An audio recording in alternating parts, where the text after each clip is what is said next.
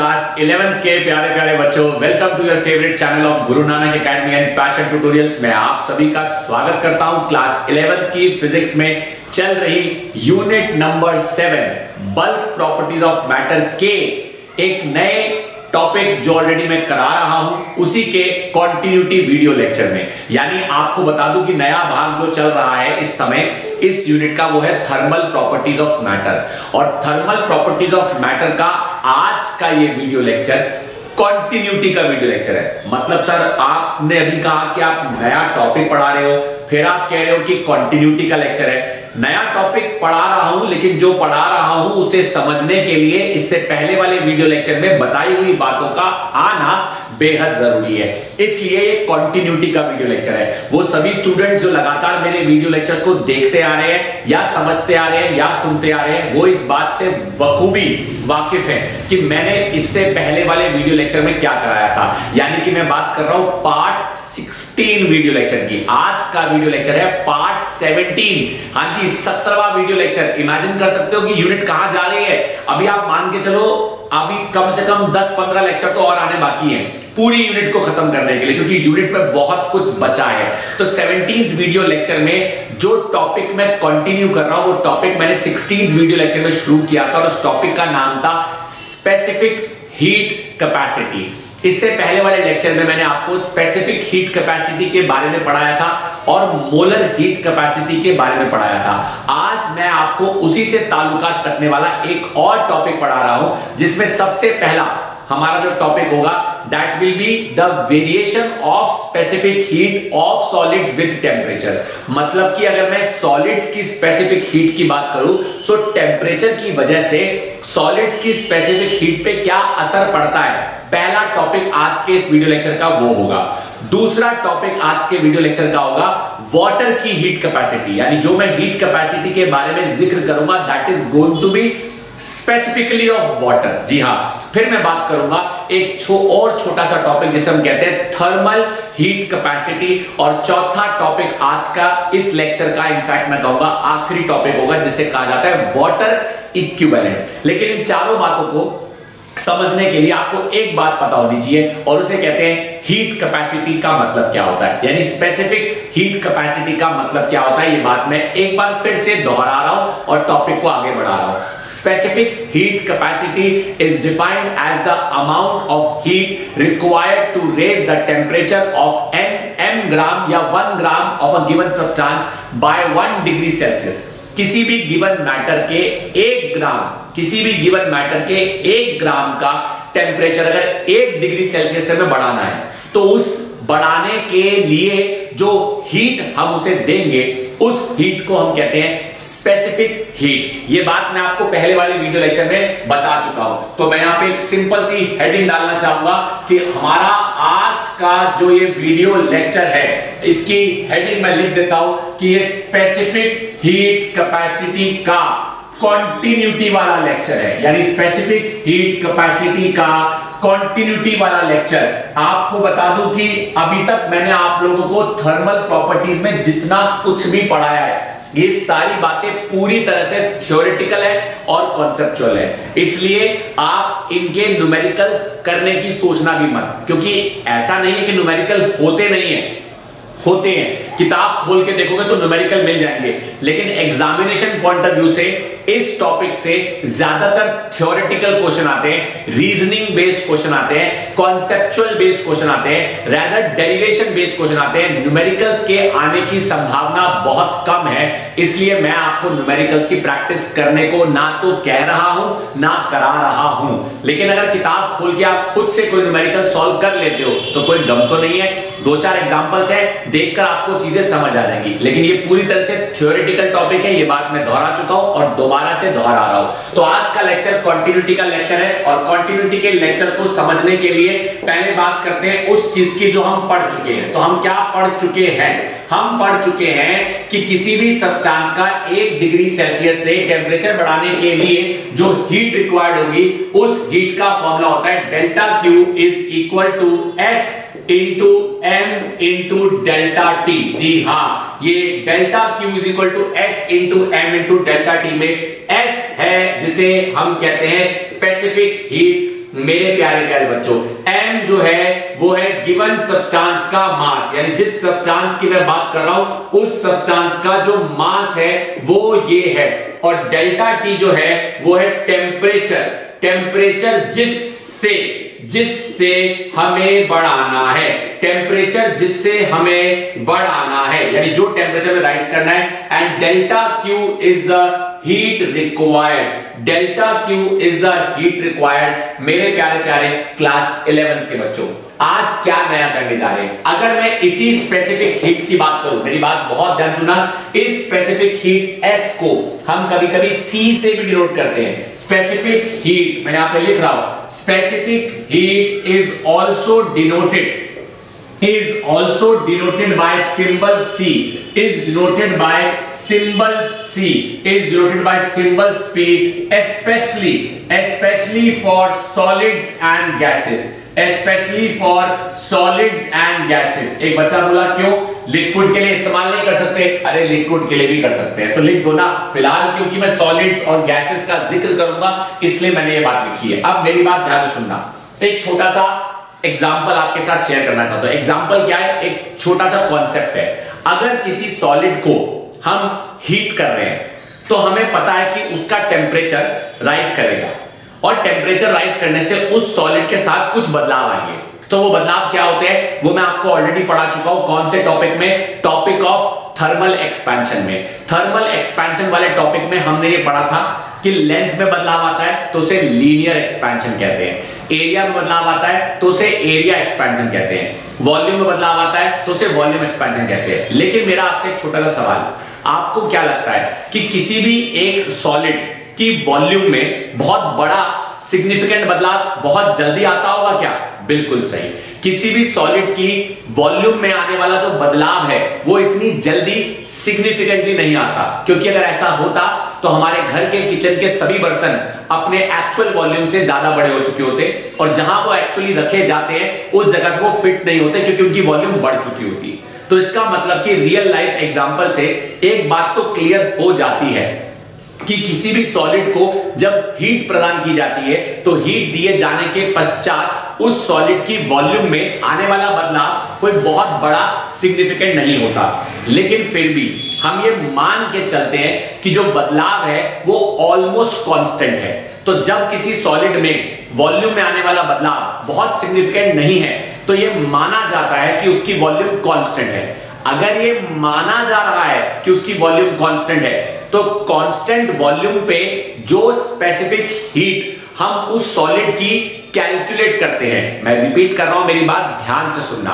अगर ये माना जाता है कि किसी भी सॉलिड को हीट करने पर उसकी वॉल्यूम को हम कांस्टेंट मान रहे हैं, यानी एज सच कोई बहुत बड़ा बदलाव नहीं आ रहा, अगर ये माना जाता है तो इसका मतलब ये हुआ कि उस सॉलिड की स्पेसिफिक हीट जो कैलकुलेट होगी that will be calculated at constant volume। बिल्कुल सही। तो मैं यहां पे लिख रहा हूं सॉलिड्स की हीटिंग के दौरान, जो मैं बात बोल रहा हूं ये बात बहुत इंपॉर्टेंट है, इसलिए आप अपने दिमाग में बिठाइएगा। सॉलिड्स की हीटिंग के दौरान ये माना जाता है कि उनकी वॉल्यूम, ये माना जाता है कि उनकी वॉल्यूम विल रिमेन कांस्टेंट। ये माना जा रहा है कि उनकी जो वॉल्यूम है वो कांस्टेंट रहेगी। देयरफॉर उनकी specific heat will be considered at constant volume, यानी जो भी उनकी स्पेसिफिक हीट होगी उसे कांस्टेंट वॉल्यूम पे कंसीडर किया जाएगा, and it will be denoted as CV। यानी मेरे प्यारे प्यारे बच्चों, CV is nothing but specific heat at constant volume। CV is nothing but specific heat at constant volume। एक ऐसी इंपॉर्टेंट बात जो आपको अपने दिमाग में बिठानी होगी। अगर CV is specific heat at constant volume, सुनना मेरी बात, अगर CV is specific heat at constant volume तो इस CV का जब ग्राफ प्लॉट किया जाएगा टेम्परेचर के साथ, यानी टेम्परेचर के साथ हम स्पेसिफिक हीट पता लगा रहे हैं। तो कायदे से कॉमन सेंस कहती है कि जैसे जैसे टेम्परेचर बढ़ेगा वैसे वैसे स्पेसिफिक हीट बढ़नी चाहिए। लेकिन होता क्या है, होता यह है कि इस सिचुएशन में ग्राफ बढ़ते बढ़ते एक पॉइंट आता है कि एक पॉइंट पर पहुंचकर, आई रिपीट माय सेंटेंस, एक पॉइंट पर पहुंचकर ये ऑब्जर्व किया गया है, एक पॉइंट पर पहुंचकर ये ऑब्जर्व किया गया है कि टेम्परेचर बढ़ाने पर स्पेसिफिक हीट कुछ देर बाद कांस्टेंट हो जाती है, मेरी बात बहुत ध्यान से सुनना, स्पेसिफिक हीट कुछ देर बाद कांस्टेंट हो जाती है। एक बच्चा कहता है सर आपने कैसे बना दिया ये ग्राफ? बिल्कुल सही आपने सोचा कि मैंने कैसे बना दिया ग्राफ। ये ग्राफ एक एक्सपेरिमेंटल डाटा से प्राप्त किया गया ग्राफ है। आपसे 11th क्लास में कोई नहीं पूछेगा कि ग्राफ कैसे बना, क्योंकि हमारे पास डाटा तो गिवन नहीं है। एक्सपेरिमेंटल डाटा से पता चला, जब वैज्ञानिकों को या फिजिक्स और केमिस्ट्री पढ़ने वाले उन सभी वैज्ञानिकों को यह पता चला कि सॉलिड्स के साथ जब हीट किया जाता है सॉलिड्स को और उसकी स्पेसिफिक हीट का ग्राफ टेम्परेचर के साथ प्लॉट किया जाता है, तो एक पॉइंट ऐसा आता है कि एक स्पेसिफिक टेम्परेचर पे पहुंचकर, एक स्पेसिफिक टेम्परेचर पे पहुंचकर ये वैल्यू कांस्टेंट हो जाती है। और ये जो वैल्यू देखी गई है CV, that comes out to be 3 times of R। और R क्या होता है ये आप अच्छी तरह जानते हो, क्योंकि केमिस्ट्री में आप ये पढ़कर आए हो, PV = nRT, R gas constant होता है। मतलब सर आप ये कहना चाहते हो कि सॉलिड्स की स्पेसिफिक हीट एक पर्टिकुलर टेम्परेचर पे पहुंचकर गैस कांस्टेंट के 3 गुना हो जाती है? जाओ, मैं नहीं मानता। कोई बात नहीं, मैं कौन सा आपको साबित करके दिखा रहा हूं जो आपको मानने पर मजबूर होना पड़े। मैं तो आपको वो बता रहा हूं जो किताबों में लिखा गया है, और किताबों में किस तरीके से समझाया गया है मैं भी वही समझा रहा हूं। तो आपको बहुत ज्यादा डिटेल में नहीं जाना है, लेकिन कॉन्सेप्ट को उतना तो समझना ही है ना जितना किताब में लिखा है। तो आपको क्या समझना है उतना सुनो बस। बहुत ज्यादा डिटेल में जाना चाहो तो जा सकते हो, लेकिन फिलहाल के लिए फायदा नहीं है। तो मैं जो बता रहा हूं वो सुनो कि सॉलिड्स के साथ ये जो रिलेशन सामने आया, ये रिलेशन बहुत सारे अलग अलग वैज्ञानिकों के द्वारा एक्सप्लेन किए जाने पर भी एक्सप्लेन नहीं कर पाए वो। लेकिन एक वैज्ञानिक थे जिन्होंने प्लैंक्स क्वांटम थ्योरी की मदद लेते हुए इस ग्राफ को काफी हद तक समझाया, और उस वैज्ञानिक का नाम था डेबिये, DEBYE। इसलिए डेबिये नाम के वैज्ञानिक ने कहा कि इस ग्राफ में जिस टेम्परेचर पे specific heat of solids at constant volume constant हो रही है, मतलब आप ये कह सकते हैं कि वॉल्यूम कांस्टेंट है, इसलिए specific heat at constant volume माना जा रहा है, और उसकी वैल्यू कांस्टेंट हो रही है। उस टेम्परेचर को नाम दिया गया डेबिये टेम्परेचर। बिल्कुल सही आप लोगों ने सुना मेरे प्यारे प्यारे 11th क्लास के बच्चों। एक बार मैं कहता हूं कि मैं बोर्ड के सामने से हट रहा हूं, आप देखो, और पता है सबसे अच्छी बात क्या होगी कि जब भी मैं आपको पढ़ाया करूं ना, मेरे पढ़ाते पढ़ाते किताब खोल के बैठ जाया करो। एक टॉपिक कंप्लीट कराऊं, वीडियो पॉज करो, उसी समय उस टॉपिक को किताब से रीड करो और चेक करो कि इस आदमी ने कहीं कुछ छोड़ तो नहीं दिया, इस आदमी ने कहीं कुछ मिस तो नहीं कर दिया, और इस आदमी ने क्या वो सारी बातें बताई हैं जो किताब में लिखी हुई हैं, ताकि आपको कॉन्सेप्ट की क्लैरिटी होने या करने में कमी महसूस ना हो। तो चलो जी, मैं आगे से हट जाता हूं, आप बोर्ड में लिखी बातों को देख लो और वीडियो पॉज करके प्रदीप नाम की फिजिक्स की 11th क्लास की किताब या SL अरोड़ा नाम की फिजिक्स की 11th क्लास की किताब साइड में खोल लो, और उसमें जो बातें हैं लिखी उसे देखकर समझ लो, फिर आगे बढ़ते हैं। आइए एक बार जरा नजर डालिए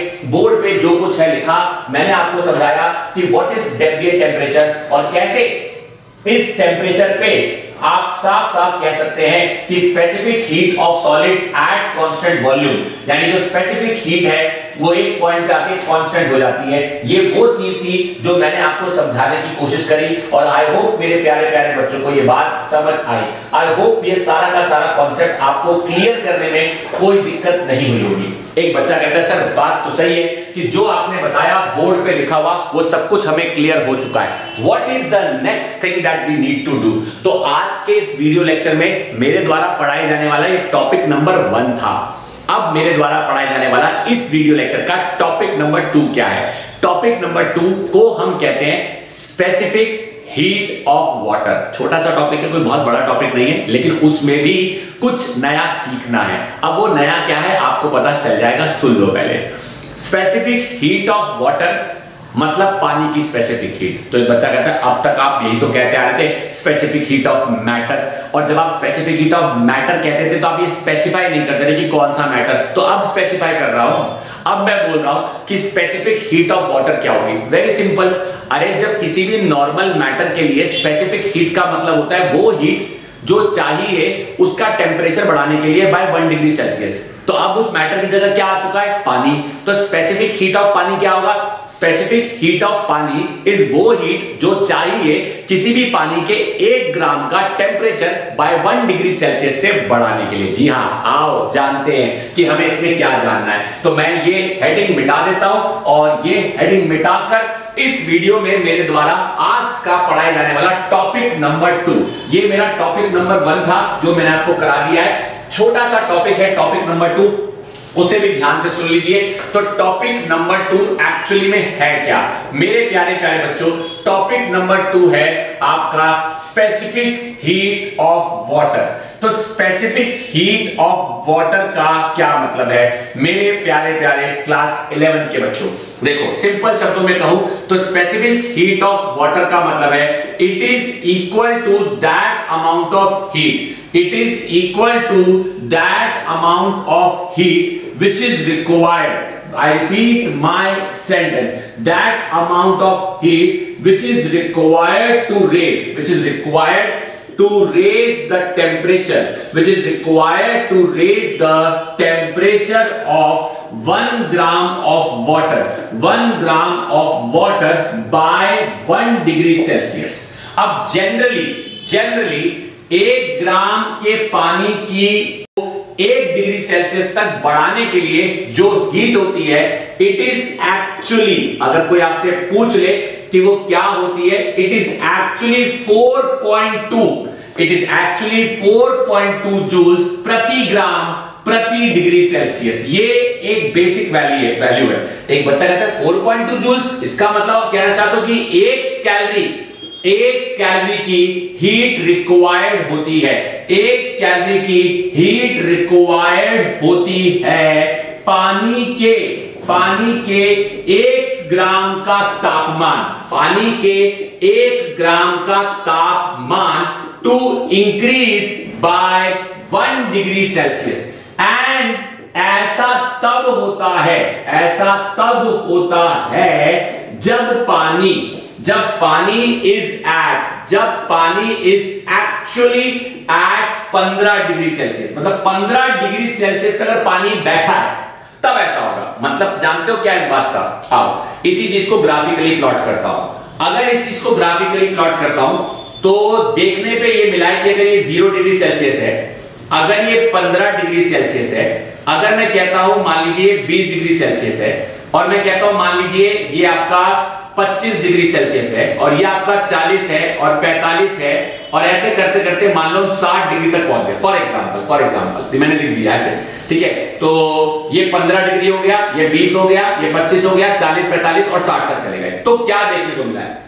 ये y एक्सिस है, y एक्सिस बेसिकली होता है स्पेसिफिक हीट, और ये होता है आपका टेम्परेचर का रेंज। तो ग्राफ में क्या देखने को मिला है मैं वो बता रहा हूं। क्या देखने को मिला है? देखने को ये मिलता है कि यहां पे वैल्यू होती है 0.096, यहां वैल्यू होती है 0.100, उसके बाद वैल्यू थोड़ी और बढ़ जाती है तो ये हो जाती है 0.104, फिर वैल्यू हो जाती है 0.108 एंड सो ऑन, बढ़ती रहती है वैल्यू बढ़ती रहती है।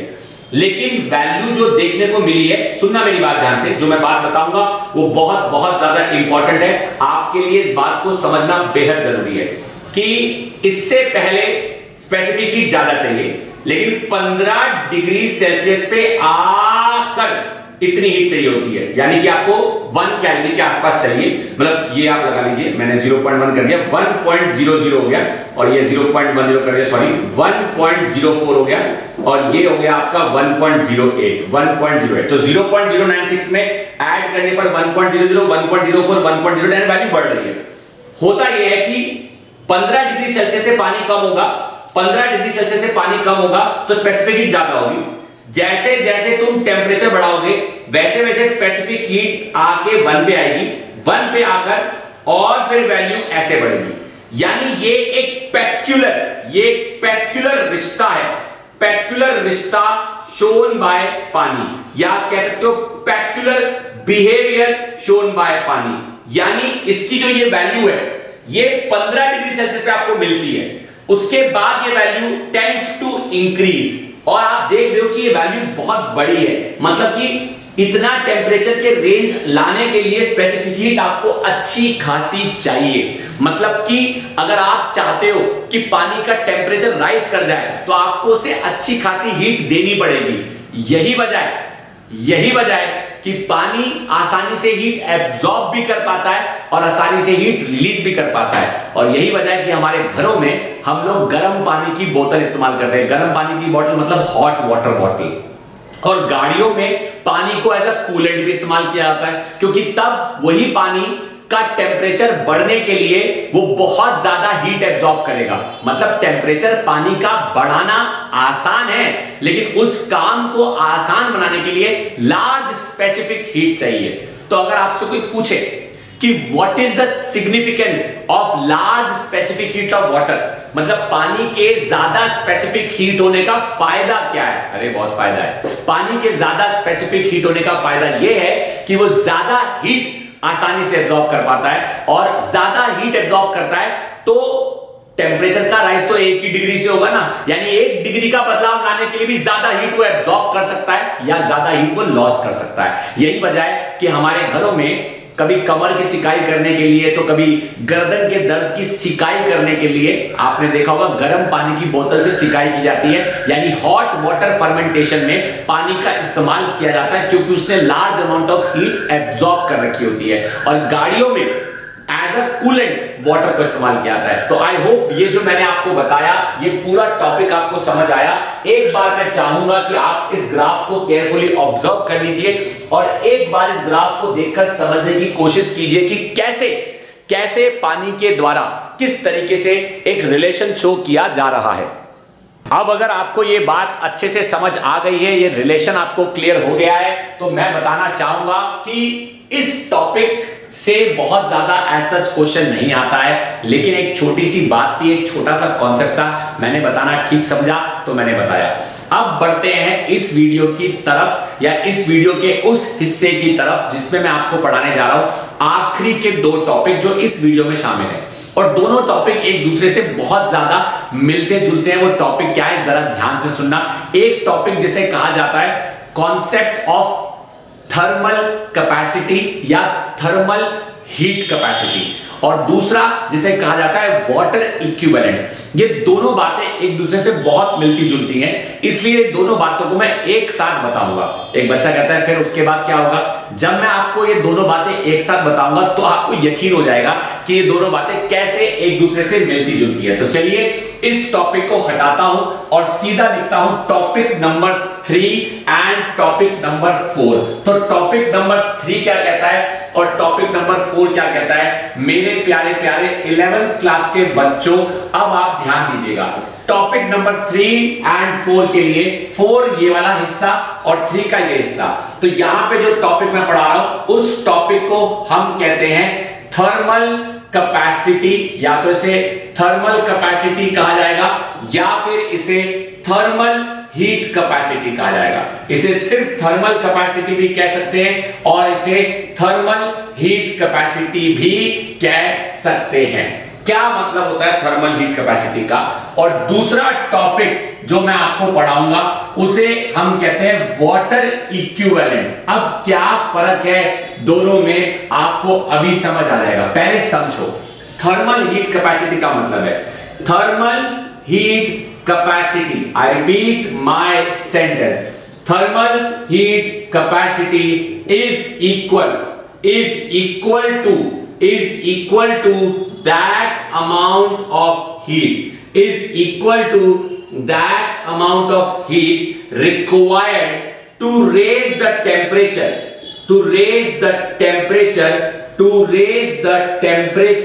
of m gram. यहां 1 ग्राम की बात नहीं हो रही है, यहां m ग्राम की बात हो रही है. To raise the temperature of 1 gram of given substance, यानी पूरी बॉडी की बात हो रही है, पूरी होल बॉडी, चाहे वो बॉडी कितनी भी भारी हो, उसका मास जितना मर्जी ज्यादा हो, जितना मर्जी कम हो, उससे फर्क नहीं पड़ता, लेकिन उसका जितना भी मास है, अगर उस पूरे मास का तापमान बढ़ाने की कोशिश की जा रही है, तो उस कोशिश में जो हीट रिक्वायर्ड होगी, उसी हीट को, सुनना मेरी बात, उस कोशिश में जो हीट रिक्वायर्ड होगी, उसी हीट को कहा जाता है थर्मल हीट कैपेसिटी. यानी thermal heat capacity is equal to that amount of heat required to raise the temperature of m gram of a given substance by 1 degree Celsius.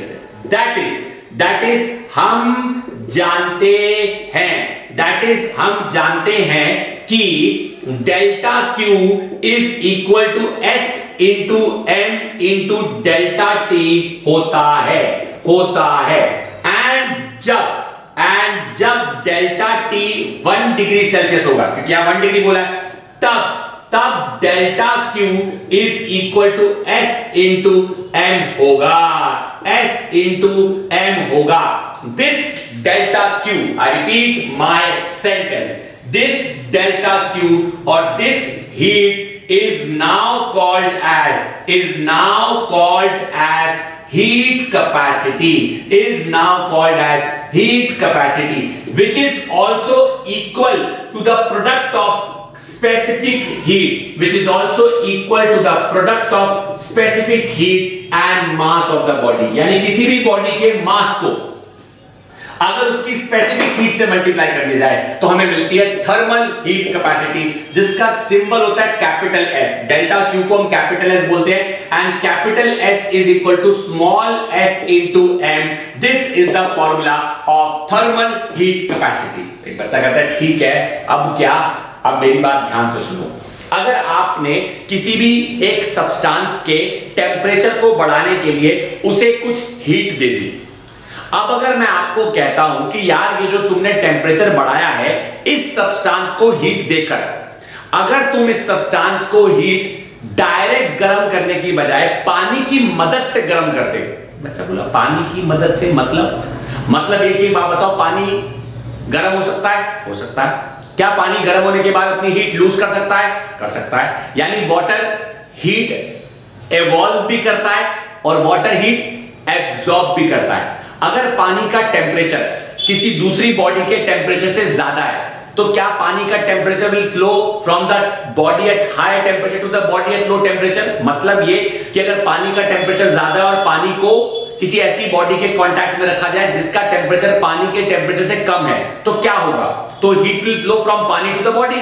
और अगर पानी का टेम्परेचर उस बॉडी के टेम्परेचर से कम होगा, तो फिर क्या होगा? तो heat will flow from the body to the पानी. मतलब पानी हीट लेने के भी काम आ सकता है और हीट देने के भी काम आ सकता है. तो अगर किसी भी सब्सटेंस का 1 डिग्री सेल्सियस तक टेम्परेचर बढ़ाने के लिए जो आप हीट इस्तेमाल कर रहे हो, उस हीट के लिए जो भी आपका सोर्स है, अगर उसी की जगह वाटर लिया जाए, तो वाटर जो आप लोगे या पानी जो आप लोगे, उसे कहा जाता है वाटर इक्विवेलेंट. यानी जो आपने m ग्राम के सब्सटेंस को उसके टेम्परेचर को 1 डिग्री सेल्सियस तक बढ़ाने के लिए जो डेल्टा Q इस्तेमाल किया, वही डेल्टा Q अगर आप पानी को देते हो, तो जितना पानी इतना वाला डेल्टा Q लेगा या देगा, उसे कहा जाता है वाटर इक्विवेलेंट. सुनना मेरी बात ध्यान से. वाटर इक्विवेलेंट का मतलब क्या है? Water equivalent is defined as that amount of water that will absorb or release the equal amount of heat the equal amount of heat as is done by another substance of m gram, यानी m gram का जो भी substance to raise its temperature, अपना temperature बढ़ाने के लिए कितना, to raise its temperature by 1 degree Celsius is called as water equivalent. अब मेरी बात ध्यान से सुनो, तो मैंने यहां पे लिखा लेट W ग्राम का पानी be required to raise the temperature by 1 degree Celsius such that delta Q is the heat absorbed or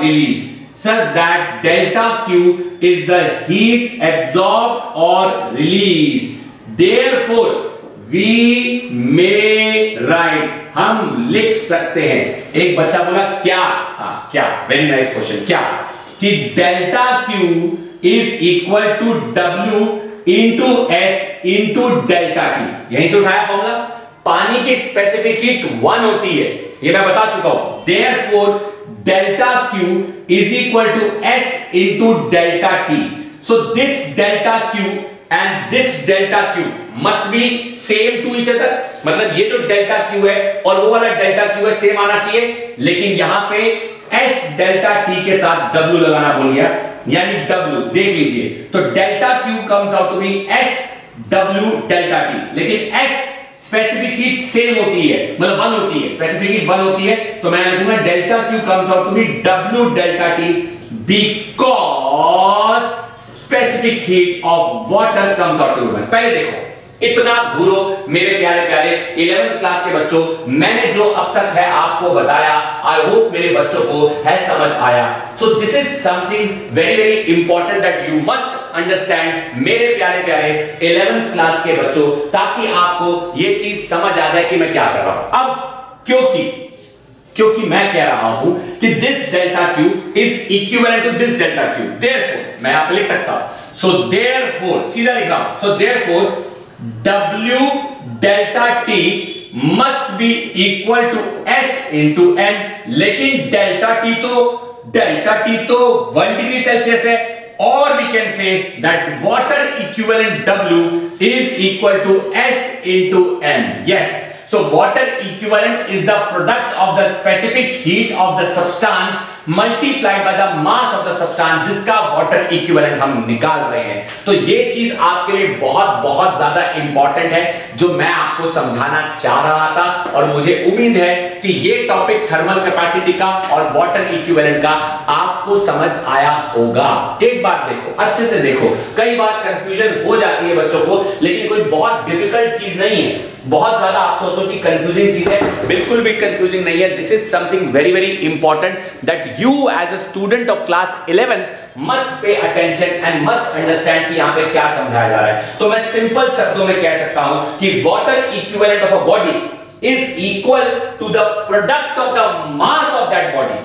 Water equivalent of any substance is equal to the product of the mass of that substance and specific heat of that substance। यानी उस substance की specific heat क्या है और उस substance का मास क्या है, उनका जो प्रोडक्ट है वो होता है आपका वाटर इक्विवेलेंट। आई होप ये समझ आया, आई होप ये चीज क्लियर हुई।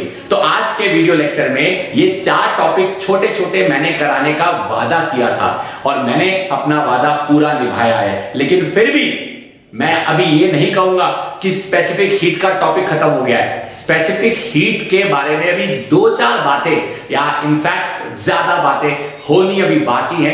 उसके बाद जाके ये थर्मल प्रॉपर्टीज ऑफ मैटर का टॉपिक खत्म होगा, जिसे खत्म करने में भी समय लगेगा। तो आपको नहीं करना अपना समय बेकार, थोड़ा सा ही कराऊंगा मैं आपको, इंतजार, लौट के आऊंगा एक बार फिर से दोबारा, और टॉपिक को कराऊंगा आर पार, मतलब ये कि खत्म कराऊंगा। तो आपने आज के इस वीडियो लेक्चर को देखने में जो अपना कीमती वक्त दिया, अपना कीमती समय दिया, उसके लिए क्लास 11th के प्यारे बच्चों, मेरी तरफ से आप सभी का तहे दिल से शुक्रिया। अगर अभी तक आप में से किसी बच्चे ने चैनल सब्सक्राइब नहीं किया या वीडियो को अपने दोस्तों के साथ शेयर नहीं किया है तो करना ना भूले। एक बार फिर से आप सभी का तहे दिल से शुक्रिया। Thank you once again.